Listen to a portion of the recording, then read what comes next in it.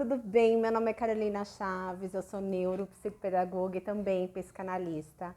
Eu venho trazer para você hoje um vídeo show de bola que fala sobre a questão da gratidão. Eu confesso a você que eu ouvi falar tanto sobre isso.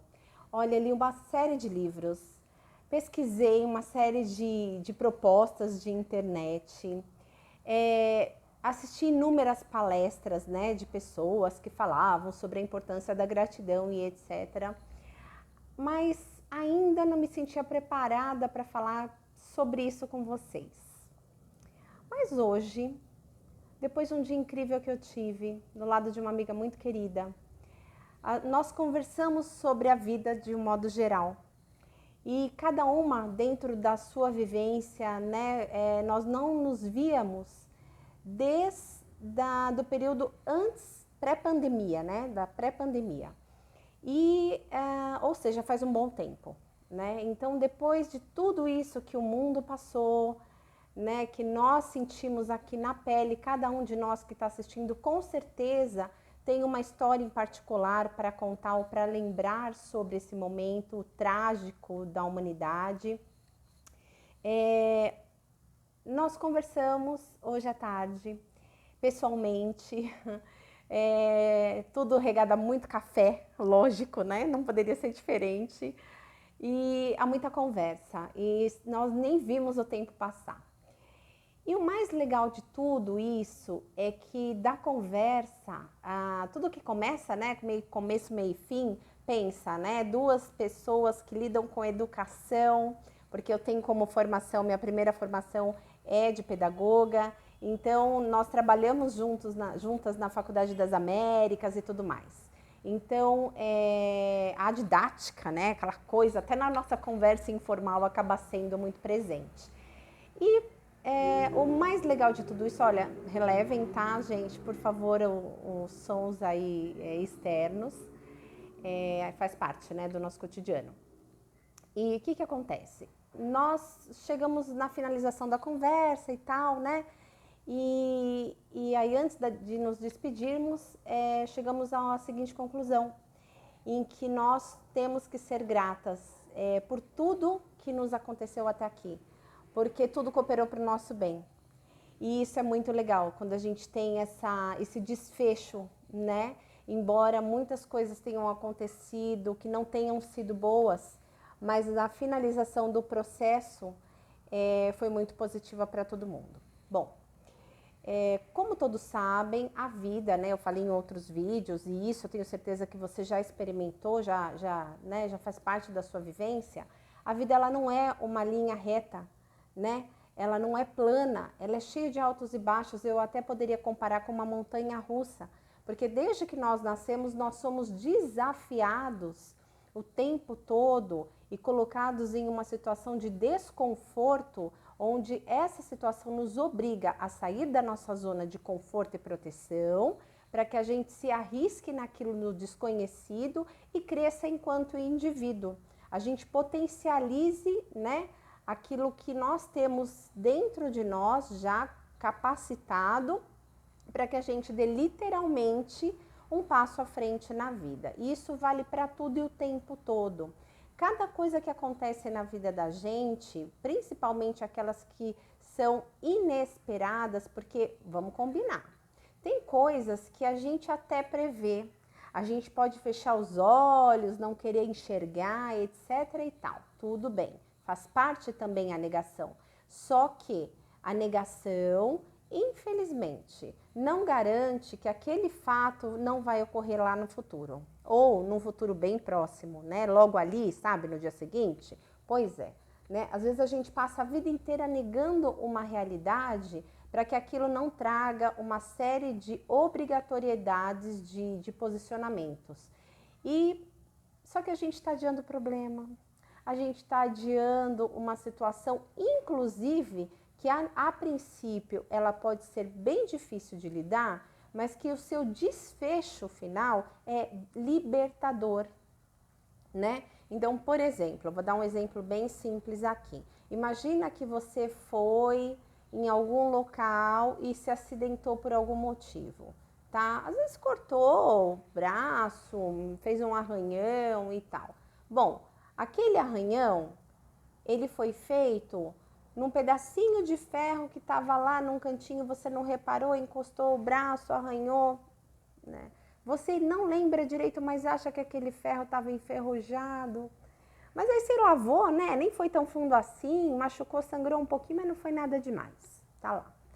No dia seguinte, você olha, aquilo tá um pouquinho vermelho, você fala, não, normal, né? Arranhou, machucou, doeu um pouquinho, né? Ah, mas daqui a pouco melhora. Lavar água e sabão vai melhorar. E você vai adiando. Chega um ponto em que você percebe que aquilo está tomando uma dimensão maior do que você poderia prever. Será que você não pôde prever? Talvez, se você tivesse se atentado de que ali havia um risco de acidente, o acidente não teria acontecido. Mas já que aconteceu, se você tivesse parado para pensar de que o ferro é ferro, contaminado ou não, pode trazer uma série de contaminações, né, naquele material, talvez você ter ido até o médico e tomado a medida correta pudesse ter te livrado de uma inflamação, uma infecção e de dor, de febre e de um comprometimento de uma parte do seu corpo, ok? Estou falando de uma forma bem ruim. Vamos supor que não chegasse a tanto, mas que aquilo já estivesse te incomodando bastante. Não tem jeito. Enquanto você não tirar aquele curativo mal feito, não lavar aquele local adequadamente, não jogar o produto adequado, não fazer a asepsia de maneira correta, né? E não começar a tomar via oral a medicação certa para que aquele mal, né, que está instalado, seja por uma infecção ou inflamação, ele comece a ser combatido no seu organismo, né? Aquela bactéria ou, enfim, aquilo que se instalou ali começa a ser combatido, vai doer, claro que vai doer, vai te incomodar. Nossa, quando a gente está com um local infeccionado ou inflamado, dói demais. Por mais que a gente tome medicação inicial, aquilo parece que não faz efeito. Então, é um processo difícil, é um processo doloroso, principalmente quando o grau de comprometimento do local ferido é muito grande. Mas não tem outra saída para a cura que não seja o cuidado com aquele ferimento, lavando, higienizando, medicando e tratando. Daí vem a cura. Esse processo é demorado, dolorido, mas é o único eficaz. Posteriormente, pode ser que fique uma cicatriz normal, né?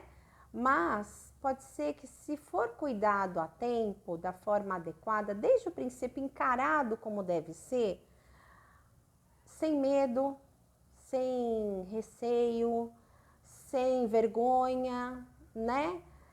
Porque você manifestar a sua dor, você manifestar a sua impotência, você pedir ajuda para o outro, para a pessoa correta, aquela que vai entender da cura do seu ferimento, que vai poder de fato te ajudar e não ficar dando opinião que de uma pessoa que não conhece sobre o que está falando, talvez essa sua falta de iniciativa de procurar a pessoa correta, pedir ajuda e tratar adequadamente o seu ferimento, seja lá ele qual for, isso no caso já trago até para a questão de ordem psíquica, vai fazer com que você só aumente o grau de comprometimento, né, do seu ferimento e, portanto, amplie significativamente a sua dor, a ponto de começar a machucar outras áreas, comprometer outras áreas da sua vida.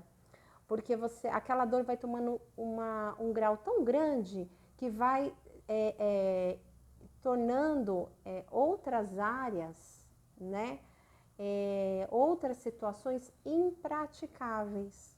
Então, não permita que isso aconteça. Bom, continuando aqui, olha, o vídeo já deu 9, quase 10 minutos. O que eu quero trazer para você? Uma grande forma de você lidar com esse imprevisto, com esse ferimento, com essa dor, com tudo isso que te aconteceu, seja de forma prevista ou imprevista, né? O fator é, se você preveu que poderia correr, cair, ralar o braço e machucar, você correu o risco correndo, mesmo sabendo que poderia cair. E você não está errado, você pagou para ver. E infelizmente você caiu. Tá, caiu, levantou, viu que ralou, viu que machucou. Como que a gente faz dali para frente? Tratar do ferimento de forma adequada. Tudo bem. Imagina que na vida psicológica também é a mesma coisa. Vida afetiva, quando eu falo afetiva, eu falo de um leque grande, tá?